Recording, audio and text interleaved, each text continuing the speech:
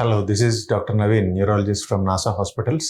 ఇప్పుడు మనం మన సొసైటీలో డిప్రెషన్ అనేటువంటిది చాలా కామన్గా చూస్తున్నాం. పేషెంట్స్లో కానీ మన కొంతమంది ఫిల్మ్ సెలబ్రిటీల దగ్గర నుంచి డాక్టర్స్ కానివ్వండి, ఇంజనీర్స్ కానివ్వండి, సాఫ్ట్వేర్ స్పెషలిస్ట్ కానివ్వండి, చాలామందిలో డిప్రెషన్ అనేటువంటిది కామన్ అయిపోయింది. ఆల్మోస్ట్ ఒక 10-15% ఆఫ్ సొసైటీలో ఏదో ఒక టైంలో మనకి యాంగ్జైటీ కానీ డిప్రెషన్ కానీ గురవుతూ ఉన్నారు, జనరల్ పబ్లిక్ కూడా ఇప్పుడు.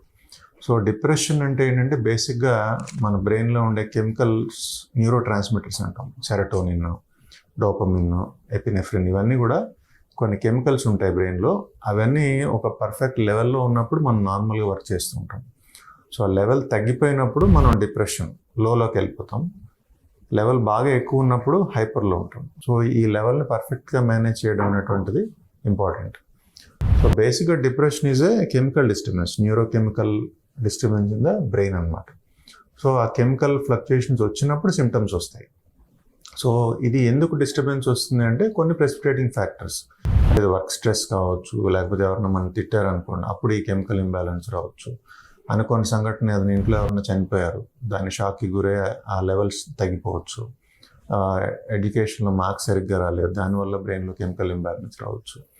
సో కారణం ఏదైనా కూడా బ్రెయిన్లో న్యూరో ట్రాన్స్మిటర్స్లో వచ్చే లెవెల్స్ తగ్గిపోవడం వల్ల వచ్చేదే డిప్రెషన్. సో ఇది రికగ్నిషన్ ఈజ్ ఇంపార్టెంట్. ఎర్లీగా రికగ్నైజ్ చేసుకుంటేనే మనకి ఈ ట్రాన్స్మిటర్ లెవెల్స్ని పెంచేదానికి మెడిసిన్స్ ఉంటాయి మనకి. ఇమీడియట్గా స్టార్ట్ చేసినట్టయితే డిప్రెషన్ నుంచి కంప్లీట్గా రికవర్ అయ్యే అవకాశం ఉంటుంది. సో వన్స్ మనం ఇది ఐడెంటిఫై చేయలేకపోతే ఆటోమేటిక్గా ప్రాబ్లం ఎక్కువ అవుతుంది. సివియర్ డిప్రెషన్లోకి వెళ్ళిన తర్వాత ట్రీట్మెంట్ చేయడం కూడా చాలా ఇబ్బంది అవ్వచ్చు. For further health updates, subscribe, like, share.